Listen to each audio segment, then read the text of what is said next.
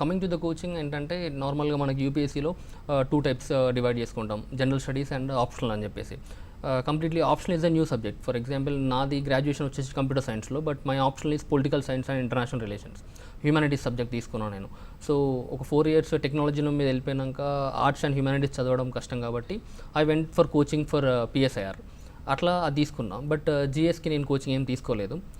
నా ఒపీనియన్లో coaching is a very aidful thing అనమాట. అంటే మనకి ఎయిడ్ చేయడానికి, ఇప్పుడు సింప్లీ లైక్ రన్నింగ్ కాంపిటీషన్స్లో షూ చేసుకొని రన్నింగ్ చేయడం కోచింగ్ తీసుకోవడం అంటే, నార్మల్ కాల్తో కూడా రన్నింగ్ చేయొచ్చు అనమాట. But we prefer making shoe because it gives us comfort. So నా ఒపీనియన్ నేను ఎప్పుడు ఇది అనుకునేవాను అనమాట. బట్ కోచింగ్కి ఈ రోజులో పెయిడ్ కోచింగ్కి వెళ్తున్నారు, but there is also lot of open source in the market. ఇప్పుడు we have open sources in the YouTube అట్లా కావచ్చు, లేకపోతే ఫ్రీ యూపీఎస్సీ మెటీరియల్స్ ఉన్నాయి చాలా. So it's all about how you use the resource available. So నాకు అంటే if you don't have any guidance and if you don't have any particular discipline to follow a schedule, అప్పుడు coaching important. లేదు, if you are strong enough to follow the schedule daily and seniors నుంచి feedback తీసుకుంటా నన్ను నేను improve చేసుకుంటా అనిపించినప్పుడు, there is lot of material in the internet and we can use that.